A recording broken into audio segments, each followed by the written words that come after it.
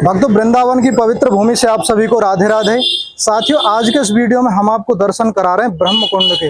ब्रह्म कुंड वृंदावन का एक प्रसिद्ध कुंड है। द्वापर युग में कृष्ण भगवान ने इस स्थान पर एक बड़ी दिव्य लीला की, एक बड़ी प्रेममय लीला की। अब वो लीला क्या है कि एक दिन भगवान श्री कृष्ण अपने सभी ग्वाल वालों के साथ, अपने अष्ट सखाओं के साथ, तनसुखा, मनसुखा, श्रीदामा, मधुमंगल, अन्य सखाओं के साथ वृंदावन की इस पवित्र भूमि पर गौचारण कर रहे थे, यानी गाय चरा रहे थे।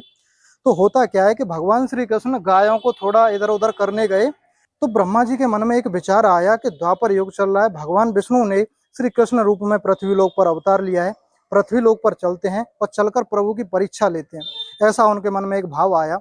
तो ब्रह्मा जी ब्रह्मलोक से यहाँ पर आए, पृथ्वी लोक पर देखा कि भगवान श्री कृष्ण की गायें चल रही हैं, सखा बैठे हुए हैं, सभी ग्वाल वाल बैठे हुए हैं, बहुत सारी गाय हैं। उन्होंने क्या किया, एक बहुत बड़ी संख्या में गायों को, सभी सखाओं को, जितने भी उनके अष्ट सखा थे, आठों सखाओं को, जितने भी ग्वाल वाल थे, सभी को अपनी दिव्य शक्ति से ब्रह्मलोक ले गए, ये देखने के लिए कि प्रभु अब क्या लीला करेंगे। तो जब भगवान श्री कृष्ण उस स्थान पर आए जिस जगह पे आज हम खड़े हुए हैं, तो उन्होंने देखा कि ना तो कोई गाय है यहाँ पर, ना कोई सखा है, और ना ही और ग्वाल वाल हैं जो भगवान श्री कृष्ण के साथ गौचारण कर रहे थे। जब भगवान श्री कृष्ण ने इस दृश्य को देखा तो उन्होंने अपनी दिव्य शक्ति से पता लगाया, ये ब्रह्मा जी ने मेरी परीक्षा लेने के लिए ऐसा किया है। तो एक तरफ तो भगवान श्री कृष्ण को ब्रह्मा जी की परीक्षा में भी खरा उतरना था, दूसरी तरफ भगवान श्री कृष्ण को ये भी देखना था कि शाम को जब हम घर जाएंगे और जब सखा अपने घर नहीं पहुंचेंगे, गाय नहीं पहुंचेंगी, तो इनके घर वाले क्या सोचेंगे। तो भगवान श्री कृष्ण ने एक लीला रची कि जितने भी सखा यहाँ से गायब हुए थे, जितनी भी गाय यहाँ से गायब हुई थी, सब अपनी दिव्य शक्ति से ऐसे के ऐसे बना दिया, वही रंग रूप, वही पोशाक, सेम वही यहाँ पे प्रकट कर दिए। साथियों, यही लीला चलते चलते कई वर्ष गुजर गए।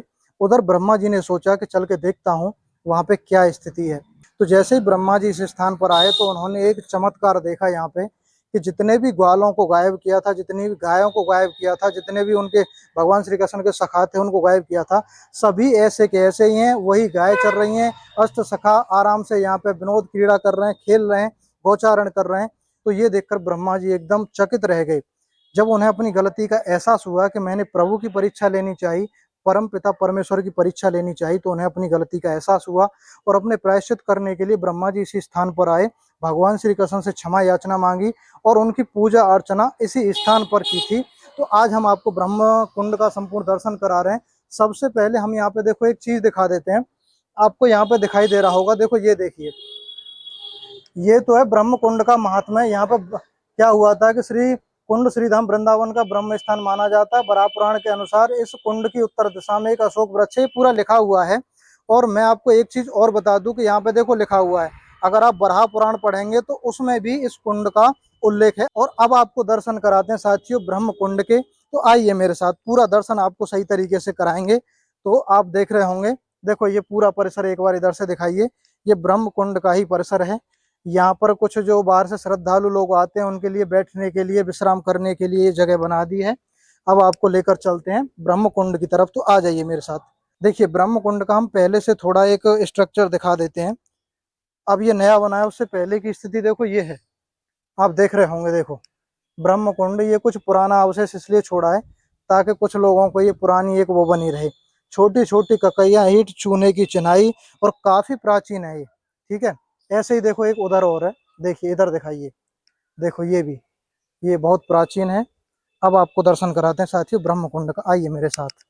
देखिए कितना सुंदर दृश्य, कितना मनमोहक दृश्य। तो देखिए एक बार ये दिखाइए पूरा, यहाँ पे आप देख रहे होंगे, देखिए कितना सुंदर दृश्य है, ब्रह्म कुंड का ही दर्शन है। देखिए यहाँ पे भक्तिमती माँ मीराबाई का चित्रण है, आप दर्शन करिए, देखिए जय हो। ये भक्तिमती माँ मीराबाई का चित्रण है, यहाँ पे आप देख रहे होंगे, देखिए कितना सुंदर दृश्य है। और उधर भी आइए मेरे साथ और आपको दर्शन कराते हैं सही तरीके से। यहाँ पर कुंड के बीचों बीच, हालांकि इसमें जल अभी नहीं है, इसकी सफाई वगैरह होनी है, तो उसकी वजह से इसका जल खींच दिया गया है। तो आप देख रहे होंगे, देखिए कमल का फूल है, ब्रह्मा जी का यहाँ पे चित्रण आपको दिखाई दे रहा होगा। देखिए 3 मुख, हाथ में कमंडल, कमल का फूल, ब्रह्मा जी की ये प्रतिमा यहाँ पे आपको दिखाई दे रही होगी। ये ब्रह्म कुंड का ही दर्शन है। साथ ही साथ अब आपको देखो एक चीज और हम दिखाते हैं, आइए मेरे साथ। यहाँ पर देखिए ये जो चित्रण का दर्शन आप कर रहे हैं ये अपने आप में अद्भुत है। ये चैतन्य महाप्रभु का एक चित्रण यहाँ पे किया हुआ है। देखिए चैतन्य महाप्रभु का तो आपको पता ही होगा। चैतन्य महाप्रभु को भगवान श्री कृष्ण ने अपना ही रूप दे दिया था। तो आप देख रहे होंगे जीव गोस्वामी, श्री गोपाल भट्ट जी महाराज, रूप गोस्वामी, चैतन्य महाप्रभु, सनातन गोस्वामी, रघुनाथ दास जी और रघुनाथ भट्ट जी, ये वो दिव्य संत, दिव्य महापुरुष जो कि मतलब ईश्वर रूप कह सकते हैं आप। देखिए और भी यहाँ पे आपको दिखाते हैं। देखिए कितना सुंदर दृश्य।